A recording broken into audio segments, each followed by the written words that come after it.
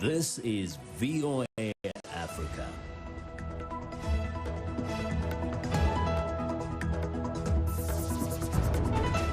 Hello, I'm Esther Githui-Ewart. It's Wednesday, November 11th. This is Africa 54. Due to the global outbreak of coronavirus, Voice of America is taking every necessary precaution to safeguard its employees. So our broadcast will look a little different today and in the near future as we, out of an abundance of caution, reduce our staffing at VOA headquarters here in Washington. We're working to help keep you informed about what's going on, and we appreciate you staying with us on Africa 54.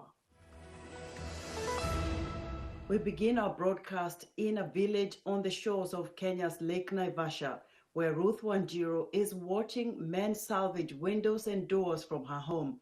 She, like hundreds of others in the area, has been displaced by floods that are increasingly threatening communities across East Africa. Okwi Oko reports.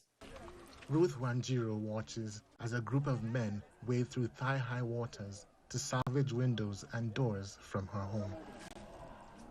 Months of torrential rain across East Africa have triggered record surges in the region's water bodies. And Wanjiru, who lives in Kihoto village on the shores of Kenya's Lake Naivasha, is now one of 500 displaced in the area. We have been here since 1997, when there was the first El Nino. We were also here during the second El Nino and still have never witnessed such destruction. Officials say the lake has expanded from around 43 square miles to 67 square miles over the past decade due to rains and increased siltation, which pushes water outwards. Wanjiru left her home in May, but 10 small rental houses she built in the area have also been abandoned, removing her main source of income. Her last tenant left on Sunday. I thought it was best for me to try and salvage the doors and windows. Maybe also try the tank and gate. I might also remove the roof and sell it as scrap metal for some money to survive. Because I depended on these houses for my income. Now all that is gone. But there's also a more immediate threat. Residents say dangerous animals like hippos are now wandering the area where people have fled. But this is just one village, and across East Africa, numerous communities have been destroyed and crops ravaged by a changing climate. That was Okwi Oko of Reuters reporting. In South Africa, an arrest warrant has been issued for Ace Magashule, the Secretary General of the ruling African National Congress, according to a provincial spokeswoman for the country's elite police unit, the Hawks. Linda Stein says Magashule has not yet been arrested, but the warrant has been signed on charges of corruption in an asbestos case in the Free State province. Magashule told reporters Tuesday that he wasn't worried by news reports that an arrest warrant had been issued for him. He says he has done nothing wrong. The Daily Maverick and News 24 news websites reported that the warrant was issued for Magashule over a contract awarded while he was Premier of the Free State. Magashule is one of the top 6 officials of the governing ANC in charge of the day-to-day running of the party. An ANC spokesman did not answer his phone when called by Reuters for comment. A coronavirus vaccine has proved 90% effective in trials according to developers Pfizer and BioNtech. But as Henry Ridgwell reports, there are concerns about the ability of developing nations to deploy vaccines requiring specialized handling. The Pfizer-BioNtech vaccine trial is still in its early stages, but scientists say results so far from 44,000 volunteers show the virus can be beaten. The vaccine is based on new so-called mRNA technology and is yet to be approved by regulators. Even if it's fast-tracked, there are other challenges. There are big manufacturing challenges. There are logistics challenges. This vaccine needs to be stored at minus 80 degrees Celsius. That's more feasible in richer nations. But in poorer countries, rolling out a vaccination program won't be easy. At this clinic in Burkina Faso, the fridge regularly breaks down, forcing staff to throw away the medicines inside. The United Nations says health systems that serve 2/3 of the world's population don't have adequate refrigeration facilities. So if today we had to vaccinate against the coronavirus, for example, we would need a lot more refrigerators to keep the vaccines. We don't have these fridges. Then there's the problem of power. The hot climate means that the cooling devices are more important and have to work harder. It's a lack of electricity. It's developing economy. So if you look in a number of these markets, you can find areas where countries where perhaps 30-40% of the health centres don't have access to electricity. The United Nations Children's Fund spent $85 million in 2019 on refrigeration equipment, mostly solar-powered refrigerators in Africa and Asia. It's also stockpiling syringes and developing cold chain storage and transportation ahead of any vaccine approval. But in many countries, scientists say the health infrastructure simply doesn't exist to roll out any rapid coronavirus inoculation program. An added challenge is getting people to clinics or visiting them in the community and persuading them the vaccine is safe. The Pfizer BioNtech vaccine requires 2 doses per person. Then there's the danger of vaccine nationalism, the concern that rich countries buy up all the vaccines for their own populations.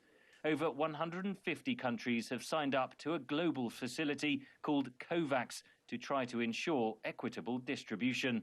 With the goal being to help produce 2 billion doses of various COVID vaccines that could be distributed to all of these countries around the world by the end of 2021. Scientists say other coronavirus vaccines currently in trials also could prove effective, boosting hopes of large-scale inoculation programs.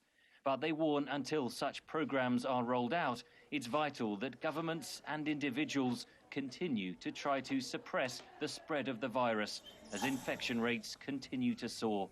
Henry Ridgwell for VOA News, London. A new documentary called In Case of Emergency is the product of 7 years of interviewing, photographing and filming nurses across America. As Karina Bafradzhian reports, the film explores the challenges faced by frontline healthcare workers in America. VOA's Anna Rice narrates. Kathleen Robinson is one of the nurses featured in the documentary In Case of Emergency. The film explores what's it really like to be an emergency room nurse. Robinson, the daughter of doctors, decided to dedicate her life to medicine too. The documentary was supposed to be released in March, then COVID hit. We were just slammed. It was like a storm hit us. And there were so many patients that we almost couldn't keep up. It was just overwhelming. The patients were so sick. They were so sick. And this was the challenge for us because we hadn't seen this kind of illness before. The film covers nurses dealing with a range of emergencies, including those suffering from gun violence, opioid abuse, and the coronavirus. The film features 15 other emergency nurses from across America. But director Carolyn Jones wanted to find a nurse who would be the voice of all emergency medical workers. And she chose Kathleen Robinson, who works in a hospital in Paterson, New Jersey. It's really wonderful to have the opportunity to talk about what we do. And it's a little scary to see yourself on film too. Robinson doesn't like to talk about the COVID pandemic, even with her family members. The one exception she made was for the documentary and its director, Carolyn Jones. The thing about her is she's just so real, and she was wearing COVID. And I was asking her to relive it, and I felt like just the weight of the world was on her shoulders. And I felt awful asking those probing questions. I felt like I was asking her to relive like the worst days of her life. And yet I felt like it was kind of cathartic in a way. I think it was healing in a way to talk about it or to see it, again in that setting. Robinson says despite all the difficulties she faces, she still loves her work and her dedication to it remains firm. I think the ability to care is part of me. It's who I am. And I have a great desire to help others, and it is wonderful and exciting, and there's always something new, and I learn something new every day. And I'm very grateful for the opportunity to share in people's lives when they really, really need somebody. So I am a nurse through and through, there's no question. For Karina Bafradzhian in Washington, Anna Rice, VOA News. From ousting the nation's military ruler to his own downfall at the hands of a coup, former Malian President Amadou Toumani Toure came to symbolize the stop-start nature of the West African country's politics. He died on Monday night in Turkey at age 72. Nekachile has the details. Mali's soldier of democracy has died. Former President Amadou Toumani Toure earned that nickname after leading an army coup against military ruler Moussa Toure in 1991, and then organizing democratic elections the following year before handing over power to a civilian president. Toure died in Turkey on Monday night, his chief of staff said, providing no further details. He was 72. Jeune Afrique reported he had been flown there after undergoing a heart operation in Mali's capital, Bamako. Senegalese President Macky Sall said he was heartbroken at the loss of this renowned figure. After Toure returned to the presidency in 2002 with 65% of the vote, Mali was praised internationally as a regional model of democracy. He won a second term in 2007. If the Malian people trust me again, I will push for real economic and social development in Mali. But Toure's authority was weakened by high-level corruption, a perception among some Malians that elections were not as free as fair as suggested, and armed opposition in the country's desert north. That culminated in a military coup in 2012, after which Ibrahim Boubacar Keïta was elected into office. Indeed, Toure's career in many ways symbolized the stop-start nature of Malian politics. His successor was also ousted in a coup earlier this year. With Mali now in an 18-month transition to civilian rule, many will be counting on those coup leaders to follow the example of Mali's soldier of democracy. Reuters' Nekachile with that report. We're excited to hear what you think about Africa 54 and the stories we cover during the discussion on Facebook. The address is Africa 54. We're also streaming our broadcast live on Facebook. Please watch and share our show with your friends. Also check out our headlines 24/7 on voaafrica.com. Still to come, official transition process in limbo as key Republican Party leaders support U.S. President Donald Trump's push to overturn President-elect Joe Biden's projected victory. We'll be right back.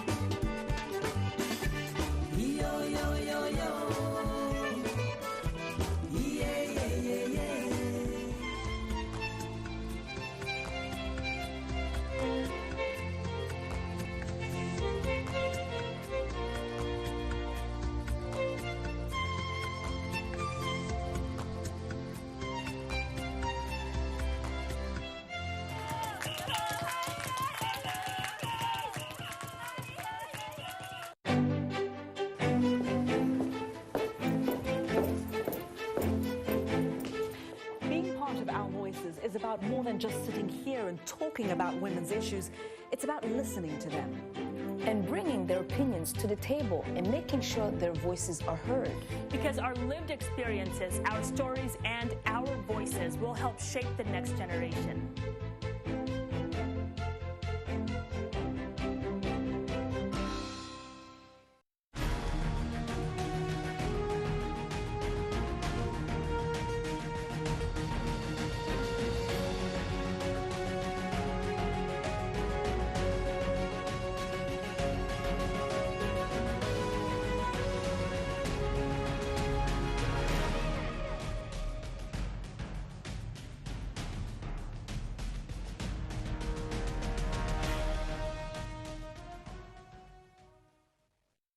Welcome back to Africa 54.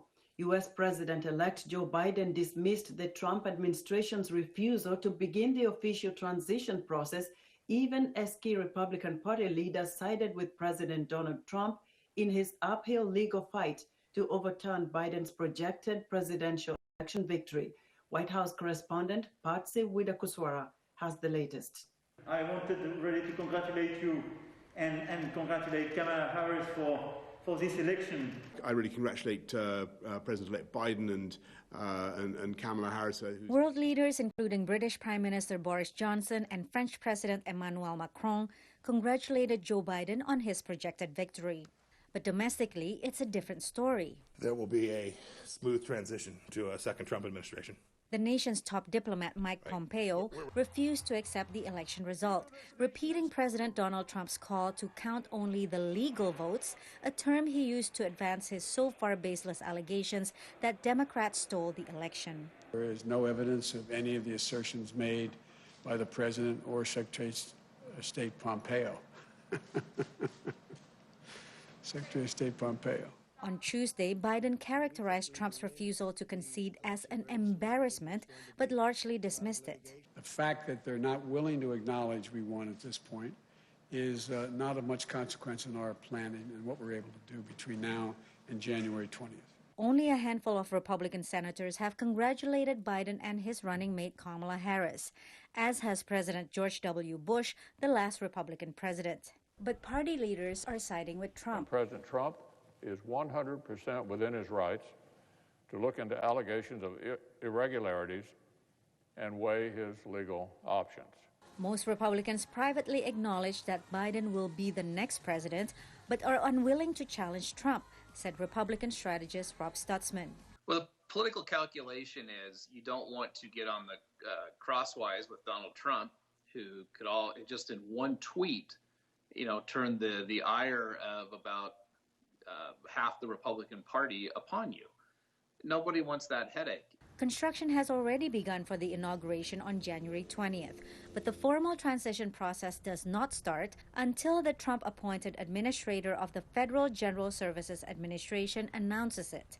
So far, she hasn't. Without the cooperation of the outgoing administration, former Vice President Biden's decades of political experience will be key. He is very familiar with the White House and the bureaucracy of the executive branch and how it operates. So he will have set up this transition team, which will all be experienced Washington hands. On Tuesday, the Biden team released the names of people who will review each government agency to help ensure a smooth transfer of power. Patsy Widakuswara, VOA News. Israelis followed the U.S. election results almost as closely as Americans did. And while 3/4 of the Jewish community in the U.S. voted for Joe Biden, polls showed 3/4 of Israeli Jews wanted President Trump to win. Linda Grantstein reports for VOA from Jerusalem. Yoram Issachar and his family have been enthusiastic Trump supporters for 4 years and nervously watched Israeli TV reports on Biden's election victory. Trump was good for America and also for the Middle East. He worked against all of the enemies of Israel and gave a lot to Israel. We were able to keep building in our settlements in the West Bank, and with Obama, we didn't have that. Other Israelis, like the Freed family who recently moved to Israel from California, also closely followed TV coverage of the U.S. election results. I feel like Joe Biden is more humane, more dedicated to leading America that's clearly broken and split and in desperate need of leadership. I deeply fear that Biden will pressure Israel on the Palestinian issue. I do. I think that the solution is going to be more grassroots and needs to come from Israel and Palestinians. But I would hope for compassionate leadership through that process. Residents of the Palestinian city of Ramallah expressed relief that Trump, who they viewed as being wholly partisan to Israel, was leaving, but there was little expectation that Biden would do much to help the Palestinians. Trump's policy was clear and frank. He was with Israel heart and soul, and he did what Israel wanted. I say that Biden will also do what Israel wants, but from under the table. Biden has said he will not reverse Trump's moving the U.S. Embassy to Jerusalem as demanded by the Palestinian leadership. But he may change the direction of Trump's Middle East policies, according to former U.S. Ambassador to Israel, Dan Kurtzer. A Biden administration can undo some of the problematic policies and activities that were undertaken by the Trump administration. For example, I don't think the U.S. Embassy will move out of Jerusalem, but the administration can put Jerusalem back on the table where it always has been by saying that it recognizes that Palestinians will have a capital in East Jerusalem once they have a state. Israeli analysts point to another contentious issue of President-elect Biden's renewing the U.S. nuclear deal with Iran, a move Israel opposes. On Iran, however, there could be another round of friction between Israel and the United States.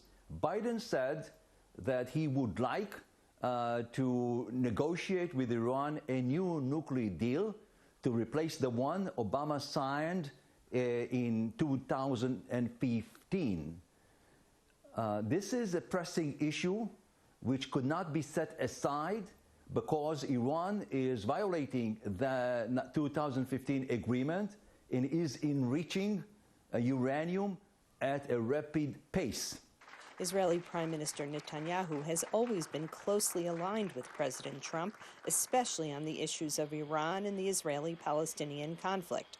While he acknowledged Biden's 40-year friendship with Israel in his congratulations message, Netanyahu and other Israelis may find themselves at odds with President-elect Biden's policies on these crucial issues. Linda Gradstein for VOA News, Jerusalem.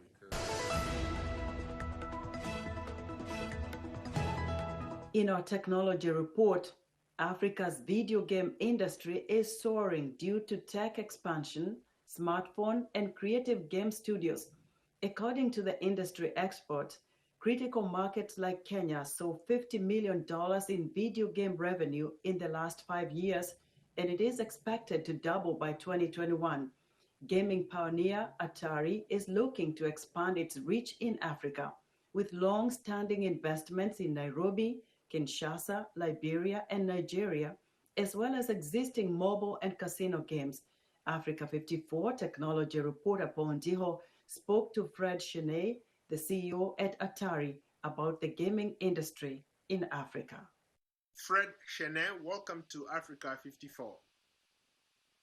Thanks for having me. Briefly, tell me a little bit about your company and what you're trying to do.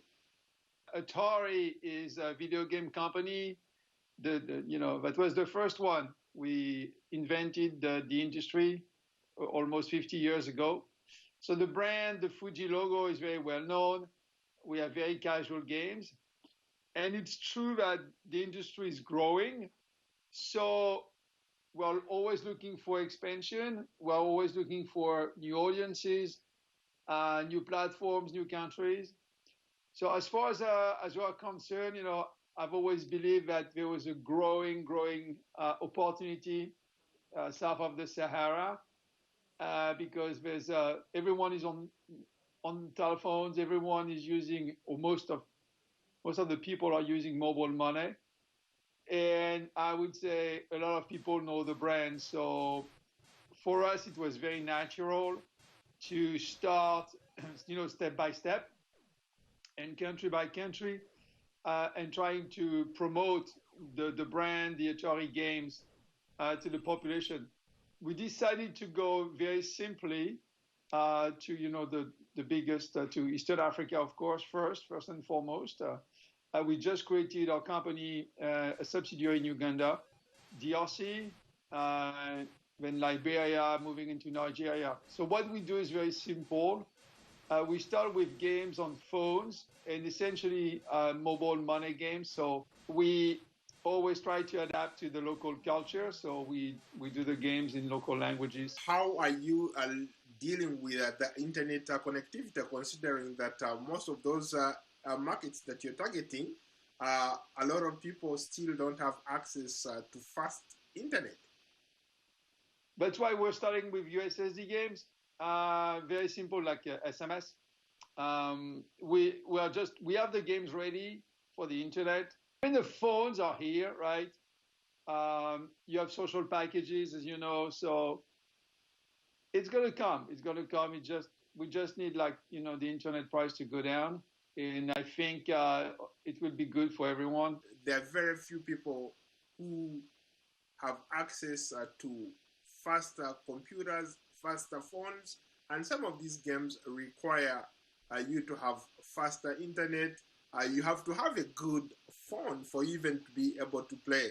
So are these games really accessible to the ordinary user, or you're still targeting a few elite? We're not using the data of the subscription service. It's really, really cheap in terms of connectivity. And you can even access the games directly from your mobile wallet, right? You don't need to have basically a huge internet connection. It's more SMS text messages. This is called USSD. Do you plan to, for example, to partner with the local gaming industry?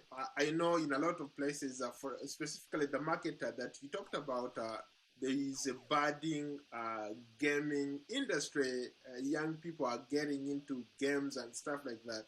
Are you going to partner with them, or you're trying to go in and just maybe start on your own? We partner. We are regulated. We partner with the local companies, the local players, so to say. Who is your target audience? It's really young people, young crowd, men and women. And what we've done is we have designed different types of games. So for some of games, it's small bets or small wagers, and you can earn, you know, decent money. And sometimes you have games where you have to be more aggressive. So everyone can find its type of gameplay. That's the rule. There is a lot of addiction on betting. Is this more like betting, or it's just totally different from the betting games that I see consuming a lot of young? We try to be different, and we also always follow the regulations. Your point is well taken, and you know, this is why we work with the local authorities, the local partners, just to make sure that, you know, this doesn't go off chart, off limits. Thank you so much. That was Africa 54 technology reporter Paul Ndiho speaking to Fred Chenet, CEO at Atari Games. And that's our show for today. Be sure to watch Africa 54 on our website at voaafrica.com. From all of us here in Washington, thank you for watching.